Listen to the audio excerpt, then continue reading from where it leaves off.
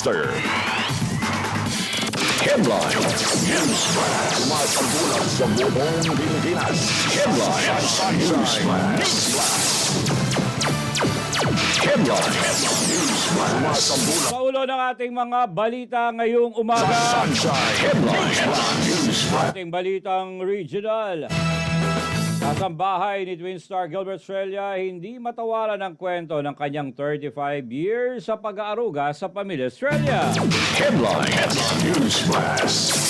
Qualification case versus Binmali Mayor Mirera dahil sa umano'y vote buying, isang misleading at misinformation lamang ayon sa alkalde. Headline News Flash. Kaya Pangasinan nagsagawa ng Drug Abuse Prevention Education Lecture sa University of Luzon. Headline News Flash. Tempelco, may mga lugar na makakaranas ng scheduled power interruption dulot ang malakas sa pagbugso ng ulan. Headline News Flash. Bagong ayos sa kalsada sa Barangay Ikan, Malasiki, Pangasinan, formal ng binuksan sa publiko sa pangunguna ni Mayor Anthony Eslani. Headline News Flash. Ating balitang national, Attorney Panelo, wala nang naniniwala kay Amy Marcos kahit ano pang suporta ang ipakita niya kay BP Sara Duterte. Headline News Flash. Speeches, binatikos ang plano ng US na itapon ang mga undocumented Pilipino sa Libya. Headline News Flash. At ex-Defense Secretary, patakaran at batas laban sa korupsyon dapat maging malinaw. Headline News Flash. Pag-aresto kay dating Pangulong Duterte labag sa batas ayon kay Attorney Salvador Panelo. Sunshine. Sumasambulan sa buong Pilipinas. Magandang umaga, Pilipinas. Magandang umaga, Dagupan City at sa buong Pangasinan. Ngayon po'y araw ng Biyernes, ikasyam ng araw ng Mayo, taong 2025. At ako po yung tagapagbalita, kapartner J. Miguel Mendoza. Huwag niyo pong kalimutan i-share, like ang DZRD 981 Top News, SM News North Luzon, at DZRD SMNI News Channel. Para sa unang detalye ng ating balitang regional ngayong umaga. Idea Pangasinan nagsagawa ng Drug Abuse Prevention Education Lecture sa University of Luzon. Ang detalye mula kay Kapar Sheila Balagwar Sheila.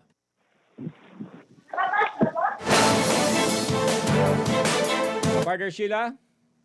Nagsagawa ng Drug Abuse Prevention Education o DAPE lecture ang Philippine Drug Enforcement Agency o PDEA Pangasinan sa mga graduating students ng Criminology sa University of Luzon. Isinagawa ito sa UL Multipurpose Hall sa Dagupan City nitong Mayo 8 ng taong ito. Nagbahagi ang Provincial Officer ng mga mensaheng nagbigay ng inspirasyon at nagbigay din ng career guidance sa mga estudyante habang sinalaki naman ang PECI Officer ang drug identification at ang ILL effects ng illegal na droga.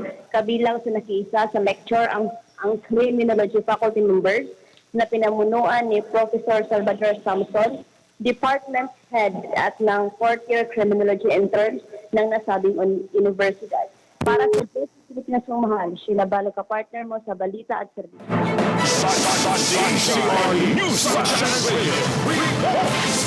Samantala, Sempelco, may mga lugar na makakaranas ng unscheduled power interruption dulot ng malakas sa pagbugso ng ulan. Ang detalye ng balita naman na yan mula kay Kapartner Ler Hernandez. Kapartner na.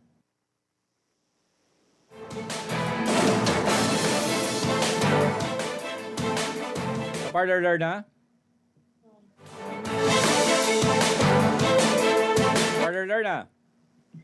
Yes, sir, hindi maiiwasan na makaranas ang Central Pangasinan Electric Cooperative o Senpelco ng unscheduled power interruption sa ilang mga lugar sa lalawigan ng Pangasinan dahil sa malakas na pagbugso ng ulan.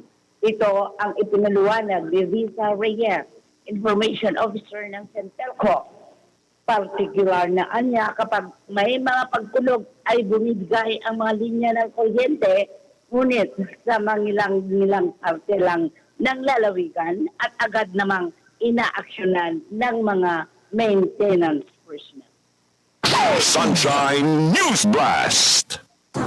May mga lugar po na nakakaranas ng mga unscheduled interruption na hindi ho namin talaga may iwasan, lalong-lalo na kapag lumakas na po talaga yung pagbugso ng ulan at kung minsan nakakaranas po tayo ng thunderstorms na beyond our control, medyo bumibigay na rin po ang aming mga linya. Ang magandang ano naman po is hindi humalawakan na nangyayaring ganon. May mga portion-portion lang po. Yun nga lang po, ang aming mga maintenance team ay alert din po sa pag-action. Hindi rin po kami tumitigil. Once na napag-alaman po namin na nawalan ng ilaw sa isang lugar, agad-agad po namin itinatawag po yun sa aming mga maintenance team. At sila naman po ay umaakto para maibalik po sa lalong madaling panahon ang kanilang serbisyo ng kuryente.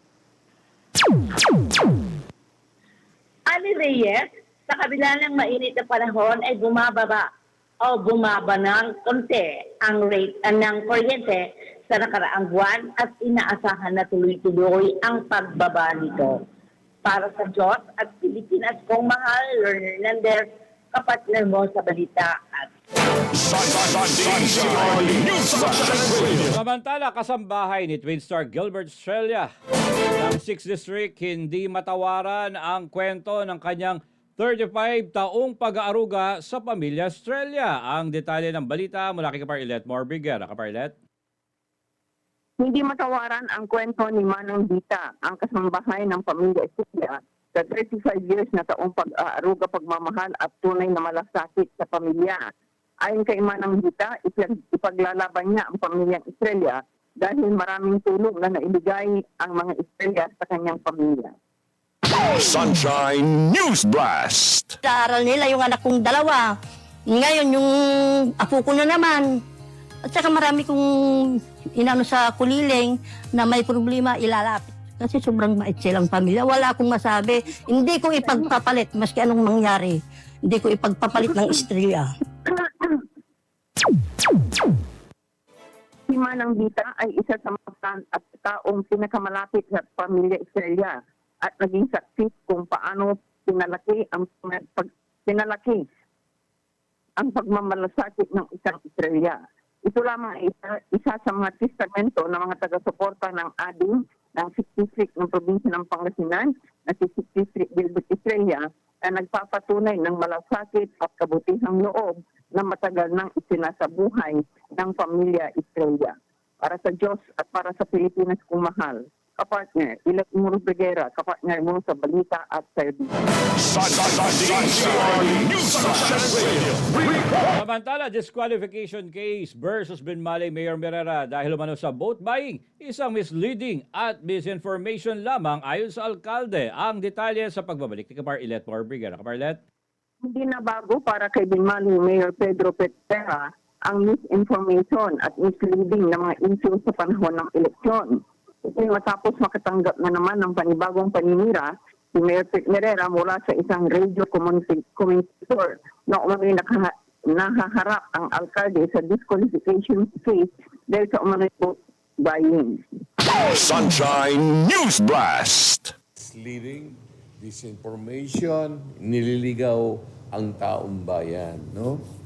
Kung alam nila na siguro ay wala na silang mismong nakikita sa kanilang mga ginagawa na patunay na marami nagmamahal sa ating bayan. So, kumbaga, ang isang puno na maraming bunga ay isang binabato, no?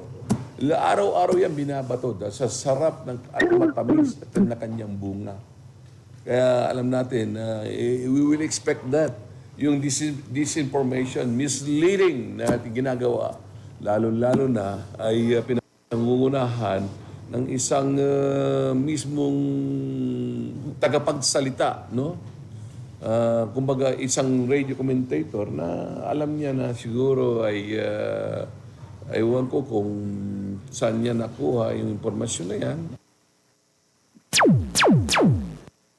Ayon ito kay Mayor Petera, isa itong traditional politics sa mga paninira. Ngunit ang mga tao ay mula lang sa katotohanan at naniniwala sila na ang alkalde ng Binmalay ay ginagawa ang tama sa bayan.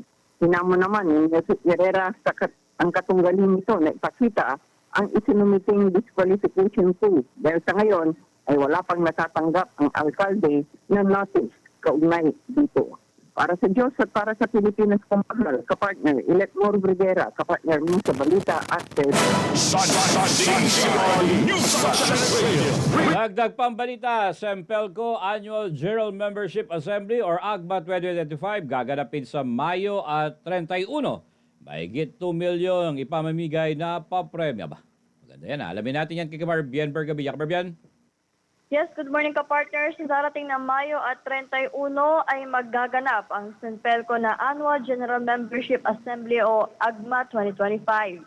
Ito ay ang pagsitipon ng lahat ng mga member, consumer owners para maging updated sa mga programa, proyekto at operasyon ng kooperatiba.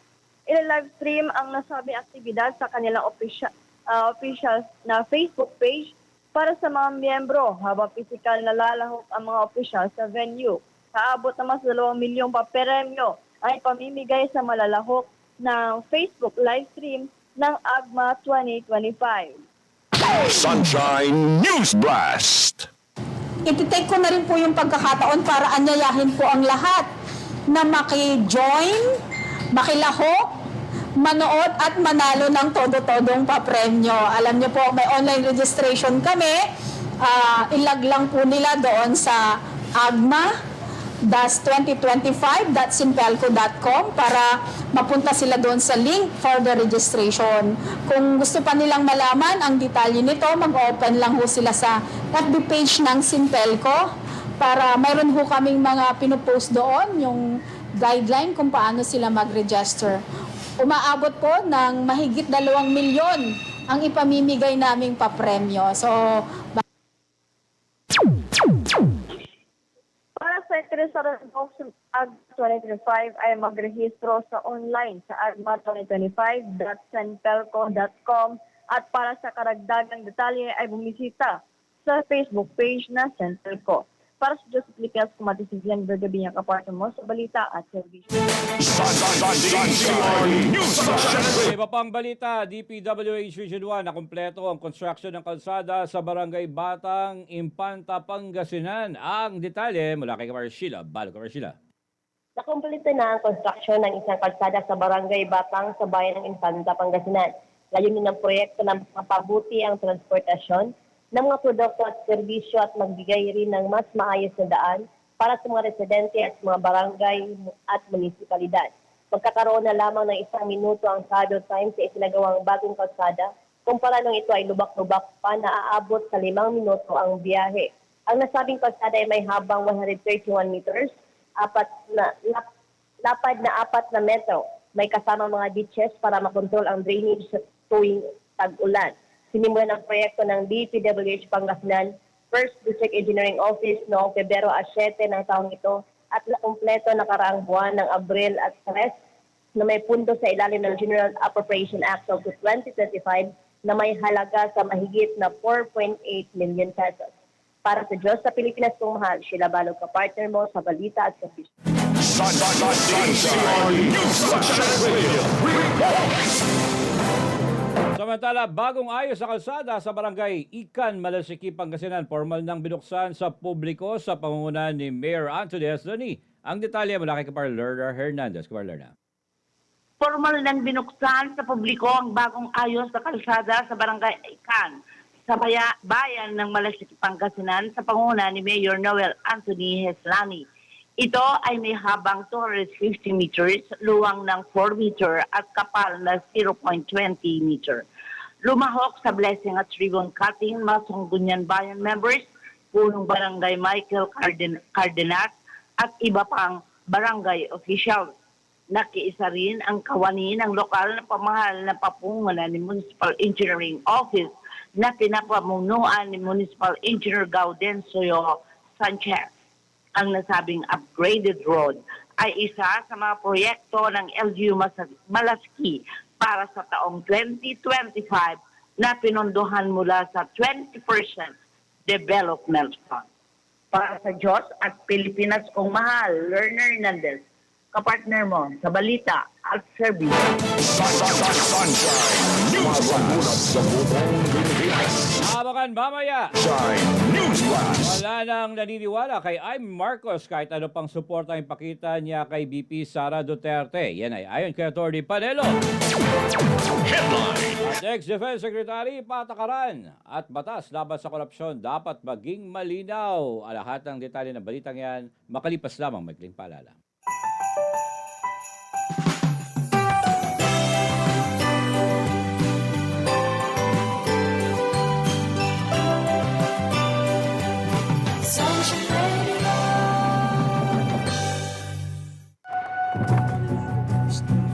More Filipinos living in poverty. Ano ba talagang gusto niyo para sa Pilipinas? O, anong klaseng lifestyle? Anong klaseng pagpapala?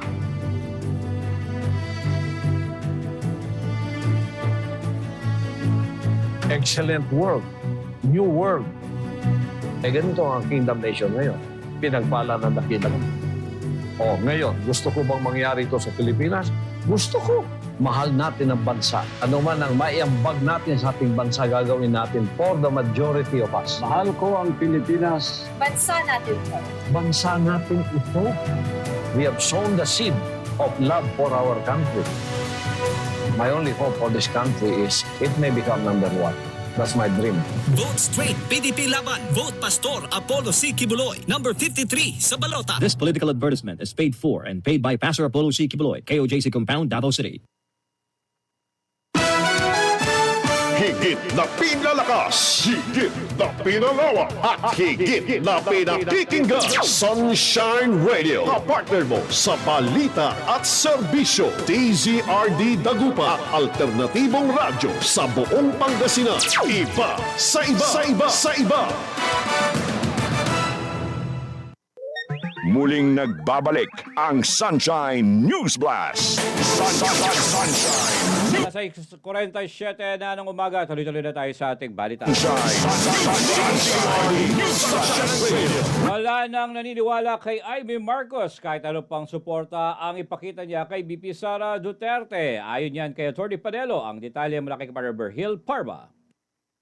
Nagbabalat kayo. Ganito inilarawan ni dating Chief Presidential Legal Counsel Attorney Salvador Panelo si re-electionist Senadora Amy Marcos. Anya, ilang ulit na nitong ipinakita ang pagiging taksil sa prinsipyo at pagsakay sa kung kanino mang administrasyon na kanyang mapakikinabangan. Bakit maniniwala kami sa'yo? Nagpapakita ka, una, di ba, kinokontra mo yung kapatid mo. Pagkatapos, nagkantara pa ka na itaas ang kamay mo para maging kandidato senador ka sa alyansa. Pagkatapos, biglang nung makita mong delikado ng administrasyong alyansa, lumipat ka na naman. Bandali sabi, namangka ka sa dalawang ilog. Hinimay pa ni Panelo ang tila katahimikan ng senadora sa mga panahong mas kinakailangan ang kanyang tinig, lalo na nang hindi makapasok si Vice President Sara Duterte sa Villamor Air Base para bisitahin ang amang si dating Pangulong Rodrigo Duterte. Nung inaresto si Pangulong Duterte sa Villamor Air Base, yung kaibigan mong Inday Sara, hindi pinapasok. Anak ito, anak na, abogado pa. Si Bongo hindi rin pinapasok. Nasaan ka nun? Bakit wala kang ime? Bakit hindi ka nagsalita na laban sa ginawa ng iyong kapatid, laban sa gobyerno nito? Tumahimik ka. Nung makita mong bumabagsak ang rating mo, ayun, bigla ka nang lunsad ng Senate investigation. Wala namang kailangan tuklasin kasi alam na nating lahat. Hindi rin pinalampas ni Panelo ang tanong na matagal nang lumulutang. May katotohanan nga ba ang isyong kinakaharap ng kanyang kapatid na si Pangulong Ferdinand Bongbong Marcos Jr. patungkol sa umano'y paggamit ng iligal na droga? Lumaki kayong pareho, pagkasama kayo. Kaya ikaw lang ang nakakaalam kung talagang drug addicted yung kapatid mo. Ibig nilang marinig sa iyong bibig, totoo ba o hindi? Pero nanahimik ka na yan. Hanggang ngayon ay tahimik ka. Paano ka paniniwalaan? Hindi lang kay Senadora Amy Marcos umalma si Attorney Panelo, maging ang dalawang batang kongresista, sina Representative Zia Alonto Adyong ng 1st District ng Lanao del Sur at Representative Francisco Paulo Ortega ng 1st District sa La Union, ay tinawag niyang mga politikong isinuko ang dangal kapalit ng kapangyarihan. Mahusay magpahayag sana. Pero mali. mga dispalingado lahat ang kanilang mga pahayag laban sa mga Duterte. At itong dalawang ito, natatandaan ko, nagsisisiksik ito, nag-aaleluya kay Presidente Duterte nung panahon ng administrasyong Duterte. Pagkatapos ngayon, dahil iba na ang administrasyon, wala. Binenta na nila ang kanilang sarili.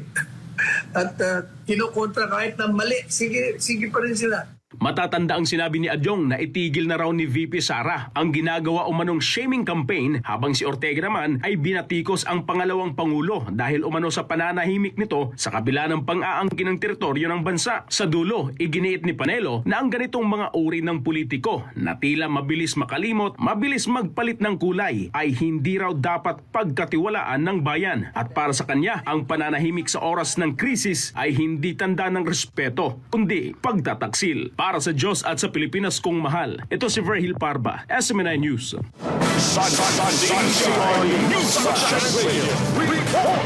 Samantala, SP Cheese binatiko sa plano ni US na itapon ang mga undocumented Filipino sa Libya. Ang detalye, alamin natin kay Kapar Jane Codnita.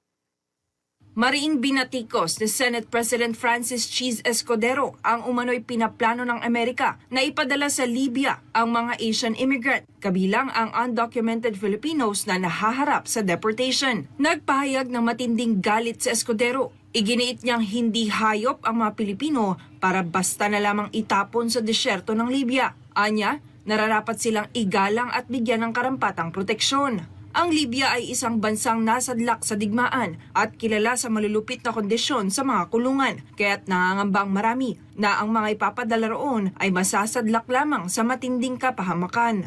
Ayon sa ulat, milyong-milyong undocumented immigrants ang kasalukuyang ipinadedeport ng US government bilang bahagi ng kampanya ni Pangulong Donald Trump. Ngunit ang umano'y plano na i-export ang mga Asian nationals kabilang mga Pilipino sa bansang tulad ng Libya ay umani ng matinding batikos mula sa human rights groups at mga opisyal ng gobyerno. Sa kasalukuyan ay pansamantalang napigilan ng isang federal judge ang deportation ng mga migranteng nakatakdang ipadala sa Libya, alinsunod sa isang kautusan na nagbibigay ng karapatan sa mga ito na kwestiyonin ang pagpapatapon sa isang bansang hindi nila pinagmulan. Dahil dito, nanawagan si Escudero sa embahador ng Pilipinas sa Amerika na si Jose Manuel Romualdez na kumilos para protektahan ang kapakanan ng mga kababayan nating posibleng maapektuhan. Anya, kailangan matiyak na may sapat na tulong legal ang mga Pilipino roon. Sinabi rin ni Escudero na kung sakaling ipadeport ng Amerika ang mga Pilipino,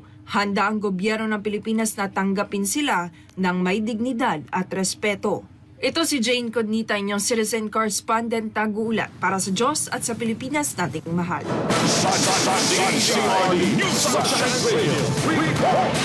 Samantala, patakaran at batas laban sa korupsyon dapat maging malinaw. Ayon yan sa isang kay ex-Defense Secretary. Alamin natin ang detalye mula kay kapartner Carlo de la Peña.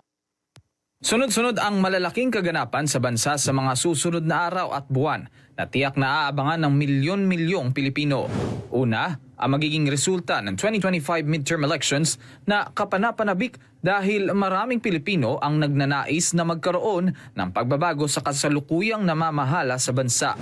Pangalawa, ang ika-4 na State of the Nation Address o SONA ni Pangulong Ferdinand Marcos Jr. Mag-4 na taon na kasi ang kasalukuyang administrasyon. Pero wala pa itong konkretong programa o nagawang makabuluhang solusyon upang maibsan ang paghihirap ng maraming Pilipino.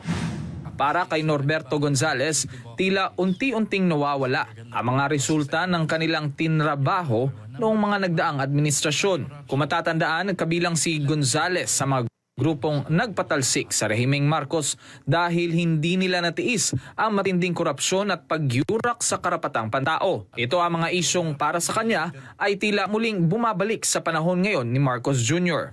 Ngayon, sa panahon na to, medyo yung pinagpaguran yata namin noon medyo nawawala yung mga gains at saka parang lumulubha pa sa halip na gumanda ang buhay sa bayan natin, medyo lumulubha pa. Binigyang diin pa ni Gonzales na sa panahon ngayon, dumating na sa puntong hindi na nahihiya ang mga politiko sa lantarang pagnanakaw sa kaban ng bayan. Siyempre, kauna-unahan yung halos lahat ng mga kababayan natin nararamdaman yung corruption. Yun. Sobra na yata ang pagnanakaw na nangyayari sa gobyerno natin. Dumadating na tayo sa ganong level na para bang wala nang kinakatakutan yung mga nagkukorap at nagdadakaw sa gobyerno. Parang malayang-malaya na. Baliwala na lang. Baliwala na eh. Wala nang kahihiyan in a way. Matatandaan na 3 sona na ang lumipas pero kahit isang beses hindi binanggit ng Pangulo na may gagawing hakbang upang mapanagot ang mga kawatan sa kaban ng bayan. Paliwanag pa ni Gonzales dahil sa kapabayaan ng pamahalaan, mas lumalala pa ang korupsyon sa Pilipinas. Kasi napakalaki ng epekto ng namumuno sa paggawa ng korupsyon. Kapag nakita mo yung nakakataas sa iyo nakakalusot sa paggawa ng korupsyon, siyempre gagawin mo yan. At total nakakalusot naman di ba? Kaya nagsisimula yan sa pinakamataas. Pag nakita yung nasa pinakamataas pinapayagan o kaya gumagawa din, sunod-sunod na yan hanggang kabababa. Sa kanyang pagtakbo bilang kandidato sa pagkasenador, baon ni Gonzales ang tunay na nararamdaman ng mga Pilipinong nagnanais ng tunay na pagbabago. Galit na ang mga Pilipino sa hayagang pangungurakot ng mga nasa gobyerno na siyang dapat na nagtatanggol at pumuprotekta sa kapakanan ng taong bayan. Kaya kung papalarin itong manalo at mailuklok sa Senado, sisiguruhin umano niyang magiging malinaw ang mga patakaran at batas kontra korupsyon. Behavioral yan So, quality ng mga napipili natin namumuno sa atin, walang batas dyan. Sa corruption, kailangan ilinawin natin ng gusto yung mga patakaran. Kasi pag malinaw sa taong bayan, ang mga batas, ang mga regulasyon, mas mahirap ang korupsyon. Para sa Diyos at sa Pilipinas kung mahal, Carlo de la Peña, SM9 News.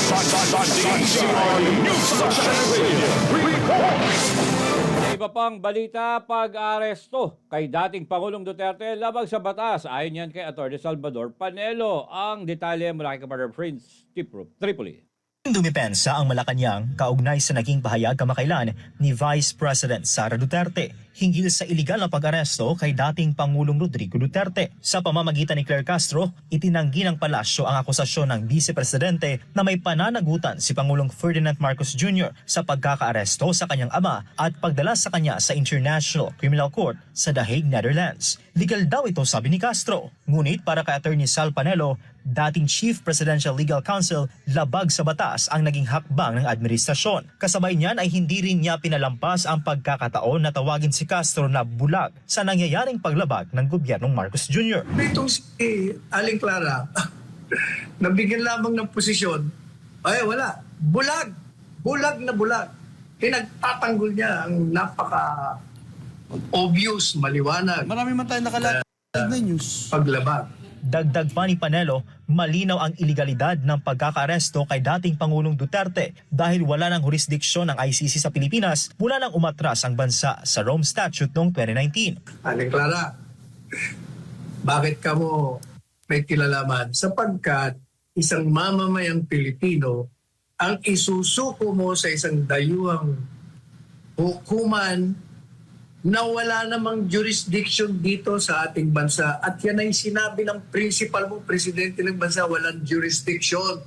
So kung walang jurisdiction, o di illegal, ang ginawa nilang pag-i-issue ng warrant of arrest sa isang mamamayan ng isang bansa na hindi naman miyembro. Marinding pinunto ni Panelo na dapat pairalin ang sinasabi ng batas, hindi lang sa salita, kundi sa mismong aksyon ng gobyerno. Binigyang din niya na kung hindi kayang gampanan ni Castro ang pagiging tagapagsalita ng may patas na pagtingin, mas makabubuting magbitiw na ito sa pwesto. Ayon ba sa kanya, mas mainam pang protektahan ni Castro ang kanyang reputasyon bilang abogado kaysa magsilbi ng bulag sa mga posisyon ng palasyo. Kaya Aling Clara, kung nahihirapan ka at nagmumukha kang kawawa, nagmumukha kang tangier tuloy sa mga paliwanag mo, umalis ka na lang dyan para yung tarnished reputation mo, medyo makarecover ka ng konti. Sayang, abogado ka pa naman. Na lang gawin mo. Buti pa, magbitiw ka na lang. Ayon pa kay Panelo, ang integridad ng isang abogado ay hindi dapat isinasakripisyo para lamang maprotektahan ang isang administrasyon. Anya, ang dignidad ng propesyon ay higit pa sa pansamantalang kapangyarihan. At yung mga pinag-aralan mo sa College of Law, huwag mong kalilimutan kahit saan ka makarating, sapagkat ang integridad ng isang abogado ay umayakap sa kanya at dinadala siya kahit sa panig ng mundo siya pumunta. Pag ang reputasyon mo bilang abogado ay masama, kahit saan ka pumunta, masama na yan. Kaya nag-uusapan ka ng circle. Ako si Prince Tripoli, ang inyong citizen correspondent para sa Diyos at sa Pilipinas nating mahal. Ang salita ng Ama sa pamamagitan ng hinirang na anak ng Diyos, Pastor Apollo C. Quiboloy.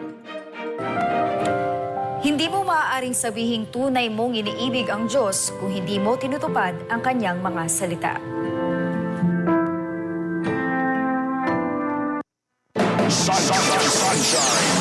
At yan na po ang nakalap na balita ng DZRD 981 SMNA Radio at SMNA News North Luzon News Center. Ngayong araw ng Biyernes, ikasyam na araw ng Mayo taong 2025. At good morning muna kay Julia Lambino. At huwag niyo pong kalimutan ang number 53 sa balota, Mr. Zero Corruption, Pastor Apollo C. Quiboloy. At syempre ang bagong mukha, bagong pag-asa dyan po sa 6th District. Good morning kay Gilbert Estrella. Wala na po tayong sapat na oras at tayo po magpapaalam na advance happy birthday kay Tita Rosie. Maraming salamat din sa ating co-pilot, Walter, Sheila, and Jeff. At syempre sa SMNA Management sa pagkakataong binigay sa atin na makapaghatid ng totoong balita at serbisyo para sa Diyos at Pilipinas nating mahal. Gamitin po natin ang ating mga daliri. Sa May 12, bumoto ho tayo sa gusto ho natin na leader sa ating bansa. Ito si Commander J. Miguel Mendoza. Abangan niyo po susunod na programa. Sumainyo ang Sunshine News Blast. Hatid ng Sunshine Media Network International at ng Sunshine Radio. Kapartner mo sa balita at serbisyo.